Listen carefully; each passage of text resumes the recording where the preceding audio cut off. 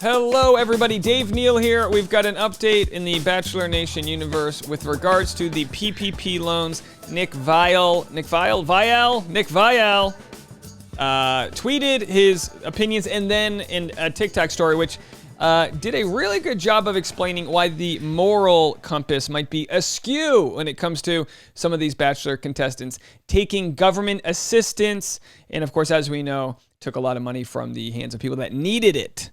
Also, I mean, my own fiance applied for a PPP loan and didn't get it for her business. She was out of business for a while as she works in the fashion industry. She wasn't able to go to her job, and she's a freelancer. She wasn't able to get the unemployment benefits because she has her own company. And it's a whole mess. It was a whole mess. Everyone has a story. We've all got a story of how much of a mess it was. I didn't even have an LLC at the time. My YouTube wasn't paying the bills. It is now. So in 2020, I didn't have an LLC. I had former side gigs I was able to get unemployment from. The bigger problem is how much of a mess the government botched this in so many ways. It's so gridlocked, and there's a whole problem with that. That's a different fish to fry. So many people took $2 million loans and $5 million loans. Companies like Kanye's Yeezy and TB12, while Tom Brady, whom I love, is signing a $50 million contract to play with the Tampa Bay Bucks. God bless him, greatest football player of all time, my hero. His company decides to get a PPP loan. And you know what? Maybe legally speaking, they were entitled to that money, as we'll see. And Nick said, what's legal isn't always right. What's illegal isn't always wrong. Don't know everyone's situation, but my gut tells any alum applying for a PPP is both savvy and shitty. Interesting debate. And it is an interesting debate. I'll play what he has to say. As we know, Colton Underwood, his charity took the money to pay for their employee. And you could audit that side of it, but Colton Underwood himself didn't take any money. I still would love for someone to go through the books of that charity just because, it's always good to keep people accountable. Churches and charities, it's always a good thing to look at the finances and make sure money's not just going to some preacher somewhere in his private jet. I mean, that's what we're, supposed to do is, look into these things. All right, so let's look right into it. And of course, Ari did not release a statement. He took $20 million. $20 million. He took $20,000, which seems like a drop in a bucket, but that could help a family or several families out during very tough times. Restaurants that closed down that might have stayed afloat, mom and pop shops. These companies like Ruth Chris Steakhouse and other franchises and bigger restaurants, they technically were considered small business because each location only had 20 employees or whatever it might be. It was a whole crime. The government did a bad job of sort of like kind of doling out this money and people that, like anything, people that had good tax advice, people that had the know and the abilities and the resources got the money, and then others were caught like a day or two into the loan, finding out there's no funds left. We shouldn't live in a world as the richest country in the world where this is happening. That's a whole separate issue. We shouldn't live in a world where this is happening. So the PPP loan was a socialist program. Social democracy. So just like we pay for the firefighters and the policemen and other healthcare workers and the school systems, there's also social safety nets. So for people like Ari, who on a hunch, I believe, has voted against socially democratic programs, I'm on a hunch. I believe he's Republican. I believe he votes Republican.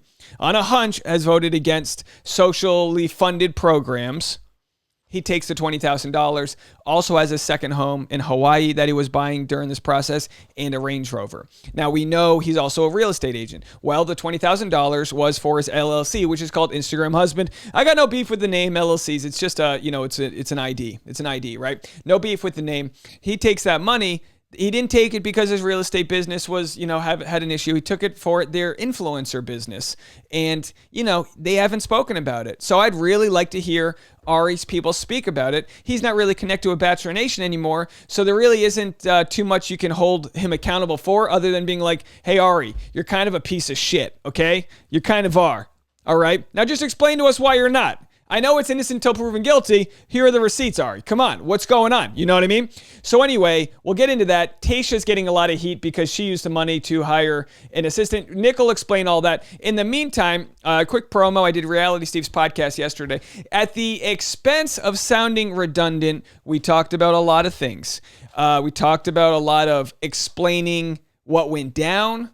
I shared a lot of opinions I've already shared on here, so it might sound redundant, but to hear Reality Steve and myself have that conversation, I believe is a good thing. I thought a lot about it, and I said, you know what? I might piss a few people off by even talking to him, but as I've preached on my channel, I believe conversation and discourse, especially when it's trending in the right direction and making moves for the better, for progress, is always better to be had, and I believe we did just that. Let me know. Leave a comment. Let me know what you guys think about that. As soon as this conversation ended, which was like a 90-minute conversation, listen to it, this weekend when you're driving wherever you're going. As soon as that ended, I got on my Patreon and told you exactly how I felt it went, which, to be honest, I felt like it went pretty good. I had all my notes about what I wanted to say. I believe everything I said, and I'm willing to hear any people that disagree. Reality Steve will be on my channel next week. So if there's anything I missed, if there's anything I got wrong, I'd love to hear from you guys. Leave a comment, let me know, and I'll just re-ask the question. That's how it works. If you don't get it all right the first time, you can keep talking about it. That's the beauty of YouTube.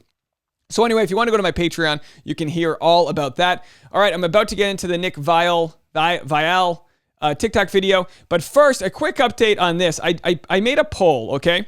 So someone left me this comment. You want me to pay to listen to you? Bruh, no disrespect, but you're right up there with Joy Behar and Rosie O'Donnell. I got Joy Behar energy.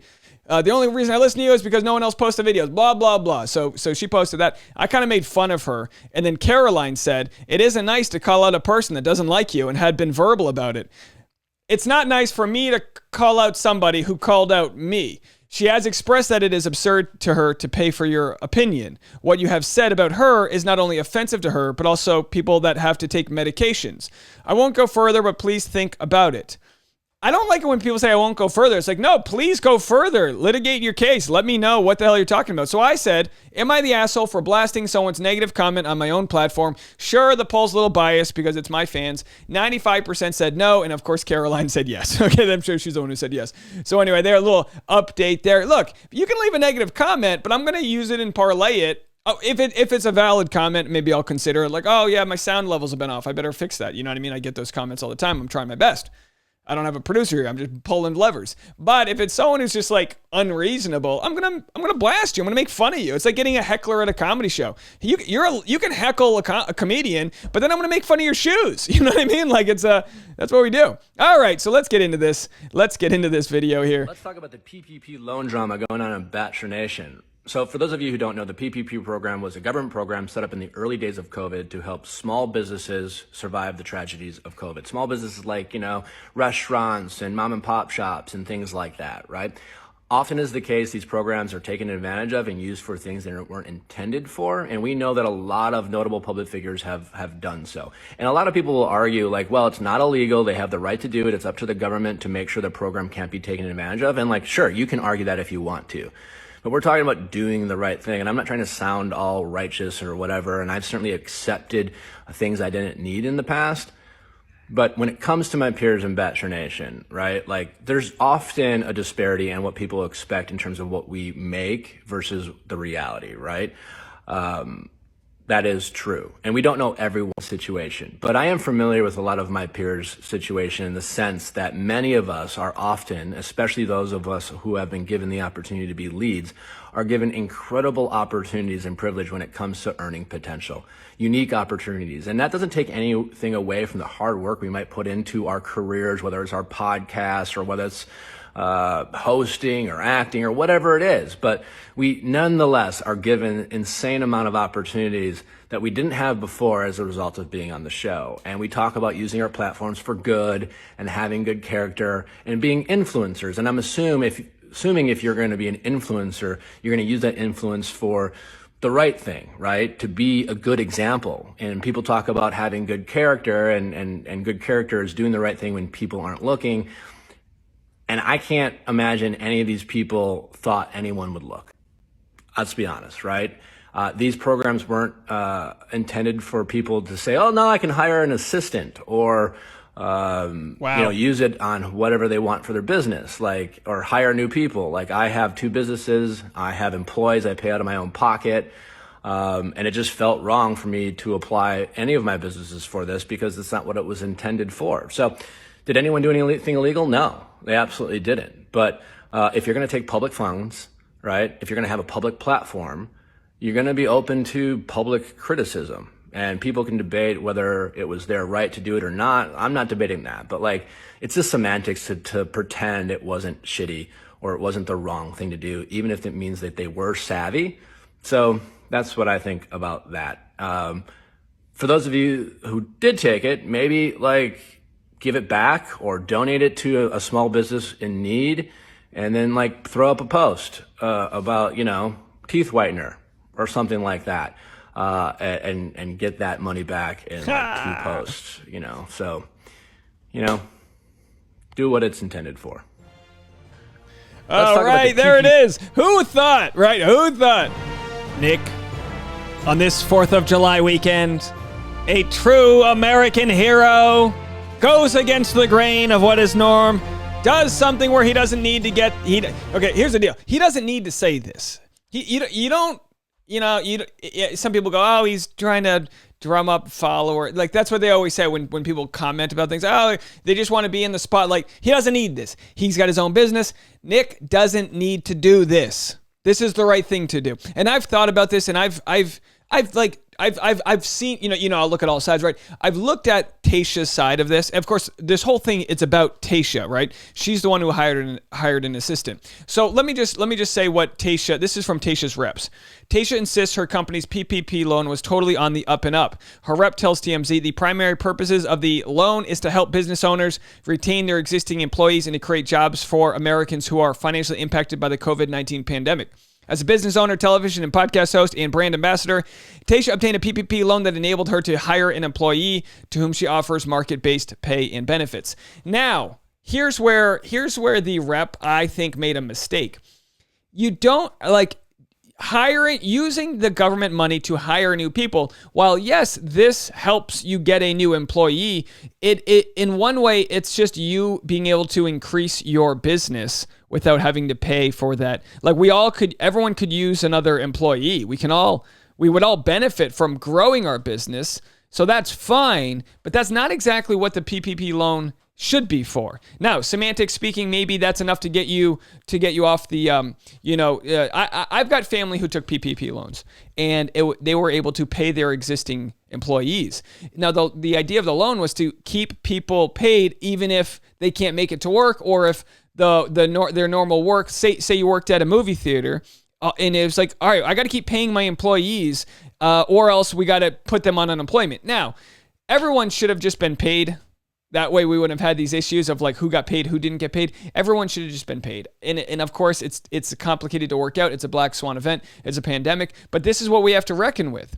So I'll get in a second to what exactly the PPP loans were supposed to be for. Now, you can take the loan out. If you don't use it for payroll, you just have to pay the loan back. So will they be prosecuting people who don't use it for payroll, or will they just blanketly forgive everyone who got the loan? My guess is if you got the loan, you don't have to pay it back. It's really a grant. They're basically saying, we're going to give you this money. Make sure you use it for the right reasons, and you'll get the money back. Now, Nick said a lot in that TikTok.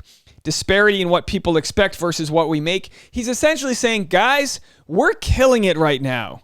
We're killing it. Now, my guess, Nick makes $1 million a year. My guess, knowing what influencers make and the size of their platform and all the different businesses and ad revenue, my guess, Tayshia Adams making a cool $500,000 a year. Jason Tartick, as we know from his podcast Trading Secrets, which actually very fascinating stuff, guys. Probably the most fascinating Bachelor podcast because it talks about the financial side of things, and none of the other ones do that. No one has the gumption to want to talk about how much they're making, and I totally understand. I'm not willing, where I stand right now, to even talk about how much my YouTube channel is making, and I'm some podunk YouTuber, in my guest bedroom. You know what I mean? I do want to have that conversation eventually. I'm new to my LLC. I'm new to my accountant and what I will be reporting for my business versus personal earnings as I grow and all these different things. So I get it. It's complicated. And again, I don't ask you to share your salary. I get that it's complicated and personal. But it is interesting when we have someone like Jason Tartick explaining that, hey, with 600,000 followers, he's making $600,000. And he talked with a CEO of a major influencer company, and they essentially was saying, look, if you're doing it right, he didn't say this, but as it breaks down, it's like these influencers in Bachelor Nation command a lot of money because they are not just a regular influencer. They also have like this clout, this name recognition. So they're not just somebody who's good at doing squats with a nice ass that makes money. Me, no, I'm kidding. Not good at squats. Don't have a nice ass. But the point is that they get like, in some cases up to about $1,000. I'm sorry, for every 1,000 followers, like Jason Tartick has 600,000 Instagram followers, more or less, and he makes $600,000. So if you have 1 million followers, you should or could make up to $1 million. Now in Tayshia's case, she's also got money as a lead, which is in the six figures, and she also had money, with all the appearances. Of course, she wasn't a co-host in 2020. The loan did come out, I think, January 2021. So we don't know when she applied for the loan. And of course, like a nice Instagram story from her today doing charity. That's all great. No one's questioning Tayshia. Morally speaking, the question is, what will she do now? Will she comment farther? 1.8 million followers. One could expect she's making over $1 million this year. $20,000 to someone who's making $1 million is like giving a homeless person a $20 bill. It's just not that big of a deal. So while she might have used the money to hire an employee, not exactly what it was for.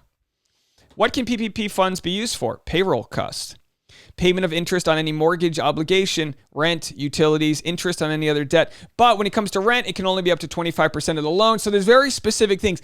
Essentially, payroll costs are the big one. That's the big one that people should be using the loan for. Keep people paid. Keep the economy going during the pandemic. That was the whole goal, right? Well, by hiring somebody, the question is, was that hiring replacing someone that you had to lay off? Now, a company, if you have 10 employees and you can pay all of them, but if you had no employees, say you just worked for yourself, you can't command 10 employees worth of payroll. And for Tayshia, if she didn't have any people on her payroll beforehand, you can't take the loan money to enlarge your business. Now, I understand how corrupt this system is. I believe when we talk about marginal taxes, that any of these large companies that grew exponentially because of the pandemic. So say you're a company that makes $1 billion in revenue every single year. And then during the pandemic, because everything else was shut down, you made $12 billion. I think that extra $11 billion should be taxed at a marginal rate higher. That's just my opinion. Not to say people shouldn't get money for performing well during the pandemic, but I think that these larger companies should be taxed at a higher rate because they were able to have a fortune while others had a misfortune. Is it fair? I don't know what's fair anymore. But all I know that this system is just not working. So Nick said some other things. He says, given incredible opportunities with earning potential. So he's well aware that they're making ungodly amounts of money for what they do. And look, I don't hate it. It's capitalism, right? Like when people go, oh my gosh, I can't believe how much influencers make. Look at your own boss then. Look at your own boss and your boss's boss. Look at that whole chain, and what it should teach you is to not rent out your time. What it should teach you is to build equity in whatever it is you're doing in life. And I know that's not the advice to give anyone during a pandemic, but use the last year and a half to see how badly you got stiffed. Use the last year and a half to see how badly your friends and family and other people got stiffed, and understand that you have to take, we live in a world where we have to take control over the product we give out, which means building your own newsletter, building your own social media, building out a way in which if there is another pandemic, you're not solely reliant on some job deciding to hire or fire you. I was laid off, and when they went to rehire people, they didn't rehire me. I never got a phone call, which is fine. I am so glad that happened because the opportunity for me to invest my energy and time into my YouTube channel has paid dividends. So it's completely fine. But if I did not have the resources to do what I do, I was able to collect unemployment, and then when the company started back up, they were able to probably, I don't know if they did or not, I'm not in contact with them, they were able to collect their PPP loans and hire somebody else and not have to worry about me. So I understand the people that got stiffed in all of this. I'm not using it as an excuse. I used it as a chance to really double down and create something, but I also understand I won the lottery here. I really did. I won a lottery, and not everybody can say the same. So Nick gently asks Tayshia to donate the money. He said, wouldn't it be nice for you to donate the money? PPP Loan Drama going on in Bachelor. Wouldn't it be nice if you could donate the money, which you could make back in a day, and then just post something saying, hey, I donated it to this restaurant that was going out of business. Whatever the case may be. So some interesting comments. Kristen says, the fact that Lauren and Ari didn't take COVID seriously makes me even more mad. Also fascinating. It's like, oh, you didn't even take it seriously, and yet you want the money for the people that stayed at home and did this and that. It's obviously a time that is very opinionated. And look, in one way, I stuck up for Tayshia, where people were saying, oh, she's got all these expensive purses and she's doing all these vacations. And I go, look, I don't know. Like, to be honest, I don't know if Tayshia's expensive purse was given to her as part of a brand deal and she has to wear it to make money.